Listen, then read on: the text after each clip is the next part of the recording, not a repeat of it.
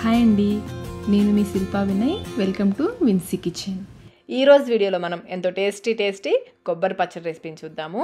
ఇదైతే కేరళ స్పెషల్ పచ్చడి అండి. వాళ్ళైతే దీన్ని చమంతి అంటారు. మనం కొబ్బరి పచ్చడి అంటాం కదా, వాళ్ళైతే కోకోనట్ చమంతి అంటారు. టేస్ట్ అయితే అద్భుతంగా ఉంటుందండి.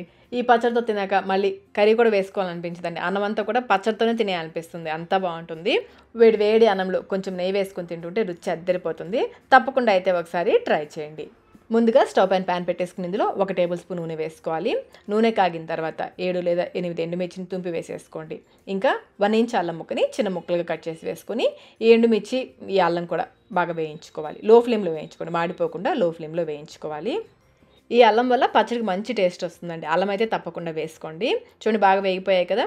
ఇలా వేయించేసుకుని నూనె రాకుండా ఒక ప్లేట్లోకి తీసేసుకోండి. నూనె రాకుండా తీసుకుని వీటిని పూర్తిగా చల్లారనివ్వాలి. ఇప్పుడు ఈ మిగిలిన నూనెలో 5-6 చిన్న ఉల్లిపాయలు ఉంటాయి కదా, సాంబార్ ఉల్లిపాయలు వేసుకోవాలి. అలాగే 5-6 రెమ్మల కరివేపాకు కూడా వేసుకుని వేయించుకోవాలి. మీకు నూనె తక్కువగా ఉంది అనిపిస్తే 1 టీ స్పూన్ నూనె వేసుకోవచ్చు. లో మీడియం ఫ్లేమ్లో కలుపుకుంటూ వేయించుకోవాలి. ఈ పచ్చడికి పెద్ద ఉల్లిపాయల కంటే కూడా ఇలా చిన్న ఉల్లిపాయలు ఉంటాయి కదా, సాంబార్ ఉల్లిపాయలు, వీటితోనే మంచి టేస్ట్ వస్తుంది. మీ దగ్గర పెద్ద ఉల్లిపాయలు లేకపోతే, చిన్న ఉల్లిపాయలు లేకపోతే పెద్ద ఉల్లిపాయలనే కొంచెం పెద్ద ముక్కలుగా కట్ చేసి వేసుకొని వేయించుకోండి. ఉల్లిపాయలు కొంచెం వేగిన తర్వాత ఒక గుప్పెడు కొత్తిమీర కూడా వేసుకొని వేయించుకోవాలి.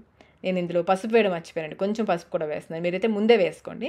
కొంచెం పసుపు కూడా వేసేసి స్టవ్ ఆఫ్ చేసేసుకోండి. ఆ వేడికి వేగిపోతాయి. ఇప్పుడు వీటిని ఇందులో ఉంచే పూర్తిగా చల్లారనివ్వాలి. వేడికి ఉల్లిపాయలు కొంచెం మగ్గుతాయి. ఇందులోనే ఉంచి చల్లారనివ్వాలి. చల్లారిన తర్వాత గ్రైండ్ చేసుకోవాలి. ముందు మిక్సీ జార్లో వేయించుకున్న ఎండుమిర్చి అల్లం ఉన్నాయి కదా, అవి వేసుకోవాలి. అలాగే రుచికి సరిపడినంత సాల్ట్, నేనైతే 1 టీ స్పూన్ సాల్ట్ వేస్తున్నాను. కొంచెం పలుకులుగా ఉండేలాగా గ్రైండ్ చేసుకోవాలి. ఇప్పుడు ఇందులో 1 కప్పు పచ్చి కొబ్బరి ముక్కలు, చిన్నగా కట్ చేసుకున్న పచ్చి కొబ్బరి ముక్కలు 1 కప్పు వేసుకోవాలి. ఇది వచ్చేసి ఒక మీడియం సైజ్ కాయలో సగం కాయ తీసుకున్నాను. అలాగే 6-7 వెల్లుల్లి రెబ్బలు కూడా వేసుకోవాలి. ఇంకా కొంచెం చింతపండు, మరీ ఎక్కువ వేసుకోవద్దు, కొంచెం చింతపండు కూడా వేసుకుని అస్సలు నీళ్ళు పోయకుండా మధ్యలో కలుపుకుంటూ గ్రైండ్ చేసుకోవాలి. ఈ పచ్చళ్ళు అసలు నీళ్ళే పోయకూడదండి, నీళ్ళు పోయకుండా గ్రైండ్ చేసుకోవాలి.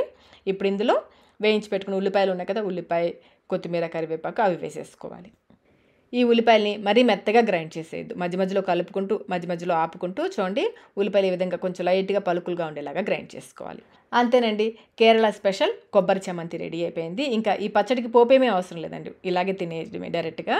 ఈ ఒక్క ముద్దతో మనమంతా తినేయచ్చండి, అంత బాగుంటుంది. మధ్యలో అల్లం ఫ్లేవర్తో ఉల్లిపాయలు తగులుతూ చాలా రుచిగా ఉంటుంది.